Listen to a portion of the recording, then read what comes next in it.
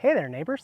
Today I wanted to talk to you guys about something that I feel like doesn't get talked about enough, and honestly it would have saved me a lot of time and money if I would have learned about it the very first year I was ever gardening. What I'm talking about today is hardening off, and if you don't know what hardening off is, it's pretty much taking plants that you've been growing indoors or under a grow light or even in a greenhouse and getting them ready to move them outdoors for the season. And a lot of new gardeners especially don't really know about hardening off because a lot of people just go to the nurseries or wherever they get their plants and they bring them home and they put them in the ground, and those plants are already hardened off, so it's not really a big deal. It doesn't matter what kind of grow lights you have, it doesn't matter what type of greenhouse you have, none of that matters because nothing is going to be as powerful as the sun. And what really helped me put this into perspective is if you think about us people, we spend all winter indoors. If you have a winter climate, we spend all winter indoors. We don't really do a whole lot. We don't go outside a whole lot. Springtime comes around, and that first time we go outside or out to the beach, something where we got our short sleeves on, it's nice and warm out. The next day, you wake up like a lobster. Well, if you do the same thing 3 months later towards the end of the summer, you're not gonna get that sunburn. And that's because your body's used to being in the sun. These plants are the exact same way. You can't just bring your plants straight from inside and plant them outside and expect them to live. What's gonna happen is they're gonna get sun scald, and that can either set them back quite a ways or it can even kill them. And my first year growing, I started all my pepper plants indoors, and there was probably 100 of them. And I was so excited about all these pepper plants. And then I bring them outside and I watched them die one after one. And it was really kind of depressing, really, when you work so hard on growing these seeds and then you put them outside and they just die.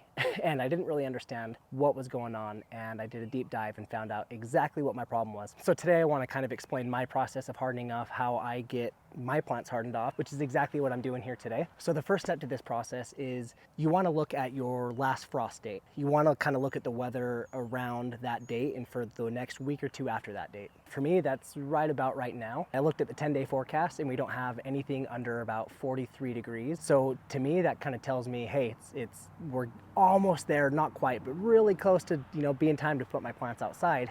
But I need to get these plants ready to come outside. When I can see, good forecast for the next at least a week, you want at least a week. If you can see a good forecast with nothing that's going to be dropping, down into the lower 40s, anything like that for a good week, that's when you start. So day one, you take your plants and you set them outside just like I have here. That first day that you bring your plants out, you want to be bringing them out into the evening light. You don't want to be bringing your plants out at noon because that's, the sun is at its strongest. So you want to bring it out, a few hours before dark, bring them out for 1 hour. Bring them outside for 1 hour and then bring them back inside before the sun starts going down, before it starts cooling off. And then on day two, what you need to be doing is bring them back outside again, just a few hours before it gets dark, bring them back outside and leave them outside for about 2 hours. After about 2 hours, bring them back inside and keep repeating that for a few days. You want to get to the point where you're, pushing 4 to 5 hours for a day, those 4 to 5 hours leading up to sunset. Now, as soon as you find yourself, a nice night that you're not going to be dropping anywhere below, like 40, 45 degrees, leave your plants outside all night long.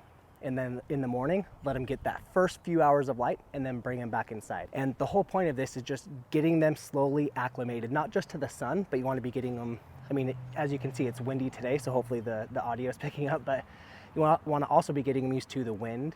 You want to get them used to the temperature. You want to get them used to the sun. And these are all things that are controlled when they're inside.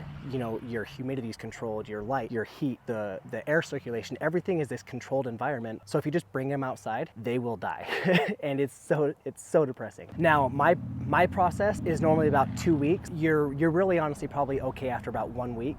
After about 1 week of doing this, every day and slowly just giving them more and more time outside, you should be good to bring them outside. Ever since I made that mistake my first time, I usually do about 2 weeks. So I'm gonna be doing this for 2 weeks, and yes, it is so time consuming. I use 10-20 trays and 3.5 inch pot. I think so, I'll link it in the description. I think it's 3.5 inch, but I can fit 18 pots per 10-20 tray, and that really does help me move them in and out.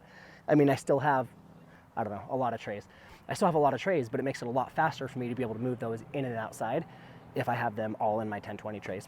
I'll put links for those in the description. Yeah, it's a lot of work bringing them outside every single day. It takes a lot of time and a lot of effort, but I also put a lot of time and effort into growing these to where they are now, and I don't want to ruin that by just getting overly excited and putting these outside before they're ready. Hey, real quick, if you're getting value from this video, go down and hit the like button and maybe give me a hey neighbor down in the comments. Thank you, appreciate it.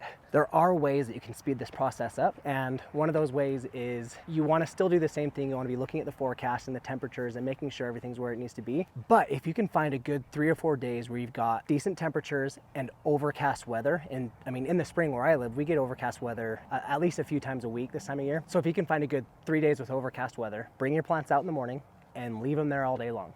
Bring them in at night, and then the next morning bring them back outside. Let them sit in that overcast sun all day long, because that overcast sun is still so much stronger than the lights you have in your grow room or your grow tent or your greenhouse or whatever you're using. The overcast sun just right above your plants with nothing above your plants, that's gonna be stronger than any of that, and that's gonna start building your plants sunblock. After about 3 or 4 days of that, you can move your plants directly outside. I have never personally done it because I'm just scared of doing that now, but I've seen a lot of people successfully do that. That overcast just gives it just enough kind of block from the sun that you can leave them out all day long and they'll really just kind of get ready to go outside. One thing to look for when you're starting to harden your plants off is look for your plants to start drooping. I know that these 2 pumpkins over here, and I don't know if you can see them, some of these pumpkins and stuff over here, and especially my tomatoes as well. When I brought these plants outside after the first hour, they were just drooping and they were not very happy. And so I actually had these plants out earlier this week for a little while, and yeah, it was about 1 hour and all my plants just started drooping. And keep an eye out for that. That doesn't mean they need water. That doesn't mean they have too much water. That's just them reacting to that sunlight, and even an hour in the sun can do that. So here in Utah, we're gonna be planting hopefully the weekend before Memorial Day is our plan right now. That gives me about 2 weeks to get these plants ready, and that's more than enough time. I've got like 160, 140 pepper plants, got a bunch of tomato plants, I've got my pumpkins that I'm working on, and that was an investment of time, of money, of energy. It was a really big investment on my part because I've been growing these since January, and it's not worth it to me to blow that all away just by getting too excited and bringing them outside. That is a mistake that a lot of people make this time of year, and especially new gardeners. So I hope that I can help other people not make that mistake. And real quick, I just want to show you guys how awesome these 2 plants right here are while I've got them out.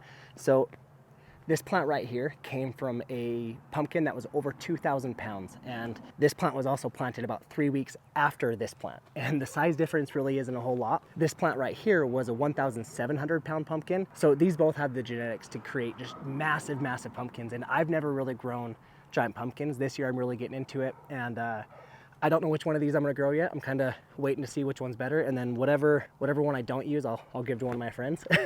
If you want to see some super awesome giant pumpkins this season, definitely subscribe to our channel because we'll be posting updates. This will be going in a different section of the yard here in the next couple weeks, so I'll make sure I make a video when we plant those and keep you guys updated on that. If you guys enjoyed this video, go watch this video right here where I give you guys a super awesome hack that helps you not pull weeds all summer long.